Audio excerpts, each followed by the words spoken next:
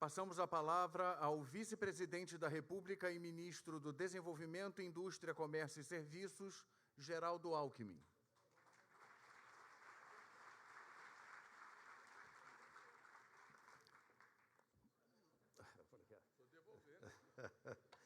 Obrigado, Luiz.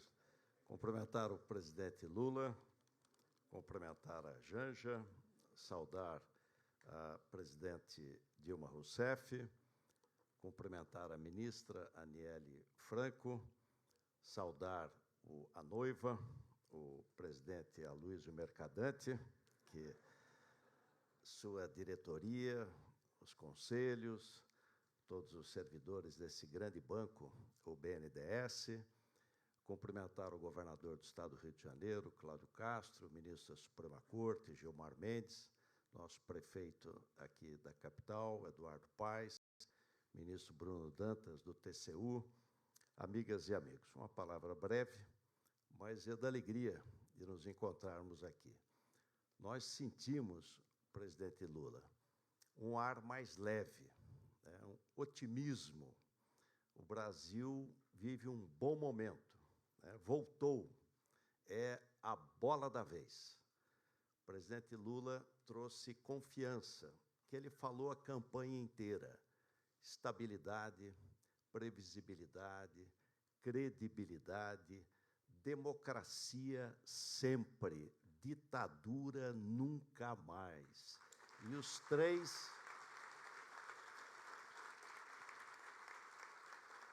De outro lado, o diálogo entre os poderes, o diálogo entre os níveis de governo, que traz segurança jurídica, fundamental para o investimento no nosso país. Aliás, a eleição do presidente da Câmara e do presidente do Senado traduz um desses momentos, onde a base do governo foi fundamental e o diálogo construiu as duas eleições. E elas serão importantes, porque uma das reformas que o Brasil precisa é a reforma tributária. E ambos os presidentes se comprometeram em acelerar o encaminhamento da reforma tributária, essencial, Robson Andrade, Josué Gomes, para o florescimento da indústria e para a eficiência econômica, simplificação tributária que vão impulsionar a nossa economia. De outro lado, logística, Renan, Márcio França, e aí somando ao investimento público, o investimento privado. E, de novo, o banco, o BNDES, é central para o financiamento de PPPs, de concessões para a gente poder avançar na logística brasileira. De outro, os acordos internacionais. O presidente Lula recolocou o Brasil no mapa. Em 30 dias, já esteve na CELAC, na Argentina, e os países vizinhos são centrais para a nossa exportação de maior valor agregado. E aí nós voltamos, como disse o Aloysio Mercadante, ao BNDES. Por que perdemos exportação industrial? Por quê? Exportávamos para a Argentina quase 30 bilhões de dólares e despencou nos últimos anos. Custo de capital, simplesmente porque nosso concorrente tem Exim Bank e financia o importador estrangeiro.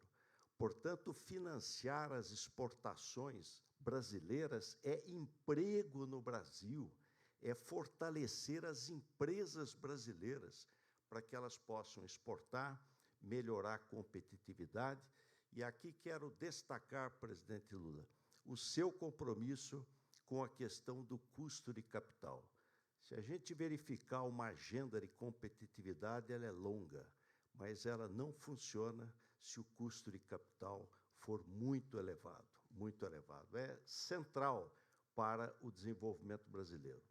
O presidente Lula esteve no Uruguai, fortalecendo o Mercosul, o acordo Mercosul-União Europeia, central. Está indo a semana que vem aos Estados Unidos.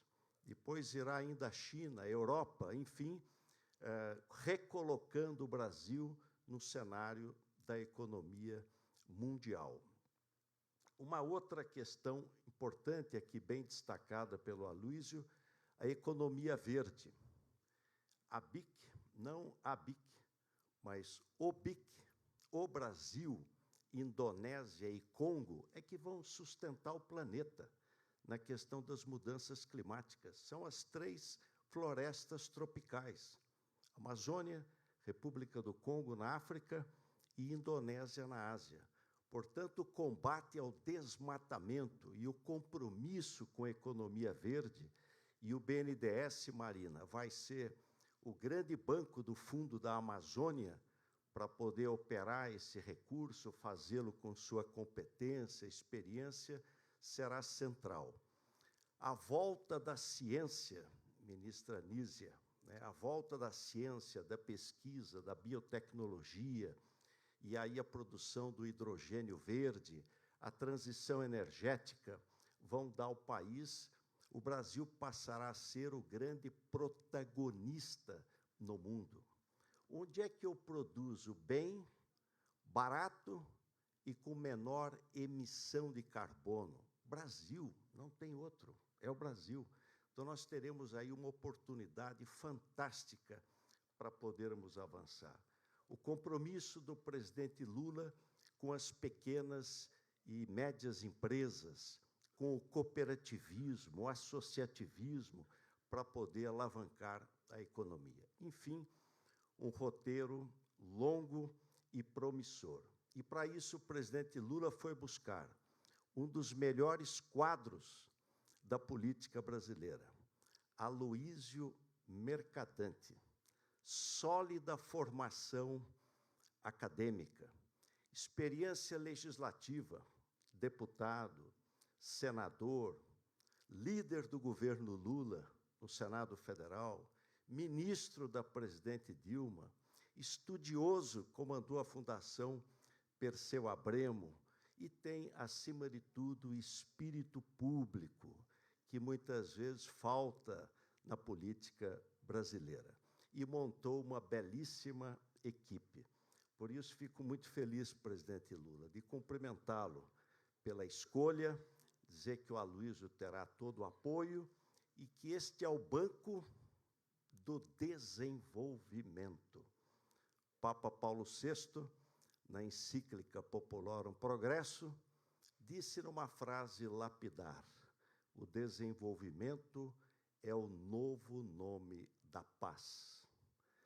Pode ter polícia, mas paz é fruto de oportunidade, emprego, renda, para as pessoas realizarem a sua vocação através da profissão de servir ao seu próximo. Por isso, a importância desse grande banco do desenvolvimento. Bom trabalho!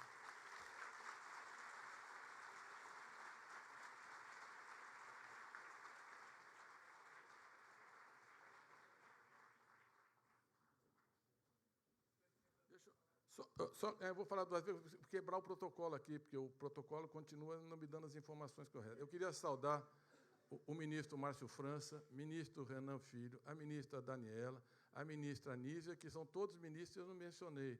E o AGU, do jeito que está rígido ali agora, o Messias já ia entrar com uma representação, eu corri para me corrigir. E queria saudar a querida Benedita da Silva, que também está aqui, uma figura extraordinária.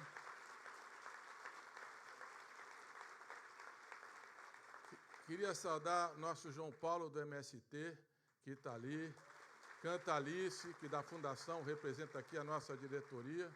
E vou pedir desculpa, mas eu falei e não falei o essencial, que era o seguinte: eu achei que não devia falar, mas eu vou acabar falando. Eu queria falar da Regina, minha companheira de 40 anos, minha filha Mariana Pedro, e principalmente Carol, que vai estar aqui com a gente nas relações internacionais, o Juca Ferreira também na área da cultura. Vocês podem se preparar que o teatro vai voltar, as exposições vão voltar, e o BNDES vai voltar a fazer cultura aqui na cidade. Mas, principalmente, presidente, eu termino agora, eu queria falar da Isabel, da Beatriz, do Francisco e o Martim, viu, Moisés? Viu, Rodrigo? Porque eles são a razão da nossa luta, né? Que são meus netos. Espero que um dia eles entendam por que o vovô está tão longe deles. Então, muito obrigado.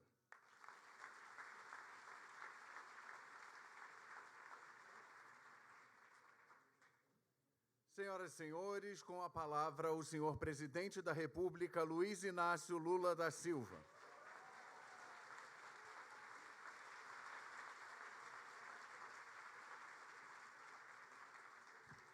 Eu ameacei a correr antes que a Luiz voltasse a falar outra vez.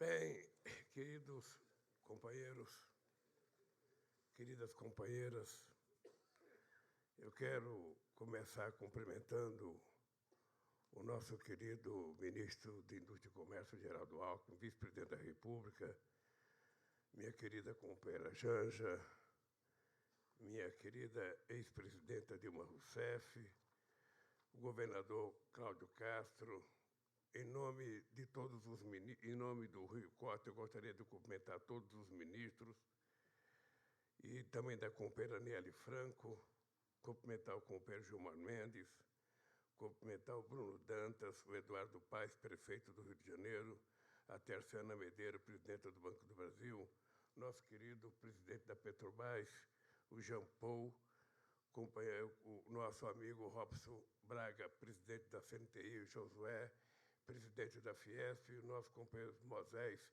presidente do sindicato, que eu fui presidente durante tanto tempo, companheira Luiz Mercadante, Pedro Moreira Salles, Trabuco, companheiros e companheiras.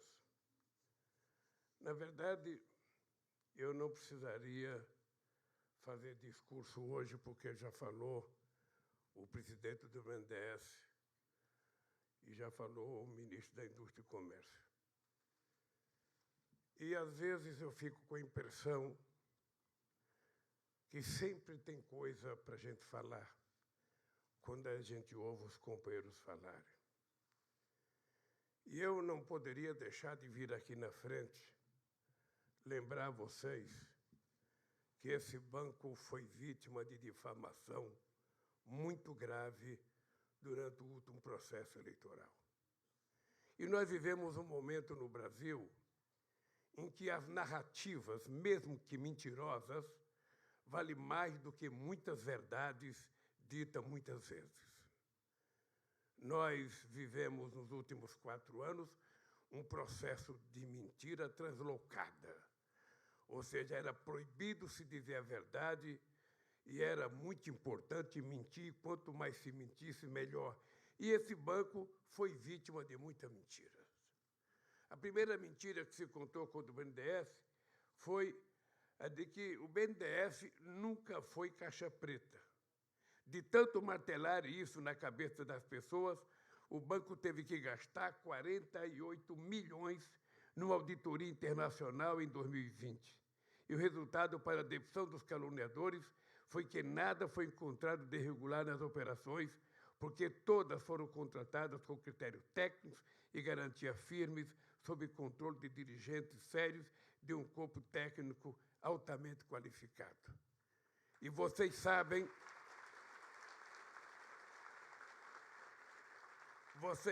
o quanto essas mentiras custam para o povo brasileiro durante um processo eleitoral. Porque muitas vezes também, às vezes os meios de comunicação preferem privilegiar a mentira do que tentar procurar saber a verdade. Outra grande mentira é que o BNDES dava dinheiro para os outros países, que outros países viviam recebendo dinheiro do BNDES, que o PT era farto de dar dinheiro para outros países. O BNDES nunca deu dinheiro para países amigos do governo. O banco financiou o serviço de engenharia de empresas brasileiras em nada menos que 15 países da América Latina e do Caribe entre 1998 e 2017. O que é importante agora é numa matéria publicada no jornal O Valor. De um total de 10 bilhões e 500 milhões financiados, o BNDES já recebeu 12 bilhões e 800 milhões. Assim, alguns contratos em atraso, todos cobertos por garantia. Mas o fato é que essas operações deram lucro, além de gerar dinheiro e milhares de empregos no Brasil.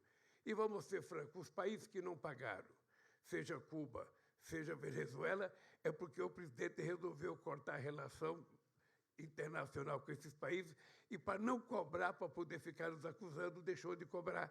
E eu tenho certeza que no nosso governo esses países, porque são todos países amigos do Brasil e certamente pagarão a dívida que tem com o BNDES.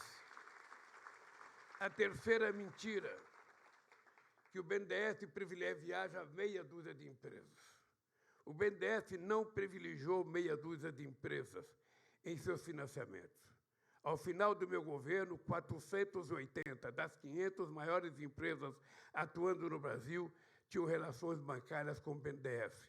Empresas privadas, públicas e estatais, de diversos setores e até governos estaduais, embora em volume que é preciso aumentar significativamente, 97% do financiamento indireto por meio da rede bancária foram para pequenas e médias empresas.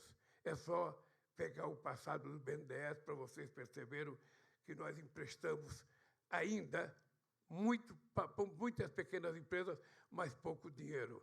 E eu quero te dizer, com o Pedro Luiz Mercadante e para a tua diretoria, que é importante a gente ter clareza que o BNDES tem que privilegiar o financiamento de micro e pequenos empreendedores para que a gente dê um salto de qualidade na produção e no crescimento econômico desse país. A outra coisa grave é que o BNDES nunca foi servidor da recursos do Tesouro, embora seja dever de qualquer governo comprometido com o país a apoiar sua maior agência de desenvolvimento. As maiores fontes de recursos do BNDES são o FAT e os resultados de suas próprias operações, investimentos e participações acionárias. Ao final do nosso segundo governo, os lucros do BNDES passaram de menos de 1 bilhão para mais de 10 bilhões ao ano, e a inadimplência era 0,01%, quando a média do sistema financeiro chega a ser 2,9%. Portanto, parem de mentir com relação ao BNDES e entenda que o BNDES é a mais importante agência de investimento no desenvolvimento que esse país criou, e a partir de 1952, esse banco prestou enormes e grandes serviços ao povo brasileiro e vai continuar prestando.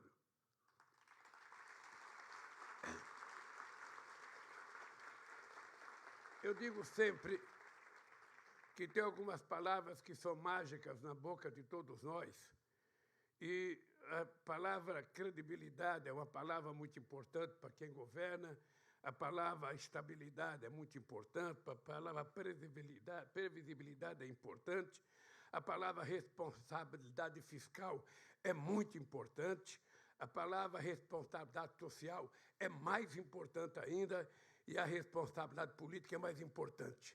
O importante é a gente saber qual delas a gente vai privilegiar. Aí é que é a arte de governar. É você, ao sentar na mesa, você decidir para que lado a balança vai pender em determinado momento. Se é mais importante uma dívida ou outra dívida. Quando, na verdade, se nós temos uma dívida fiscal de 20 anos, de 30 anos, de 40 anos, nós temos uma dívida social de 100 anos. Uma dívida social de 200 anos. Uma dívida social impagável. Impagável se a gente não colocar como prioridade essa dívida social. Vamos analisar uma coisa. Todos nós festejamos que, em 2012, o país saiu do mapa da fome que foi indicado pela ONU. Todos nós festejamos.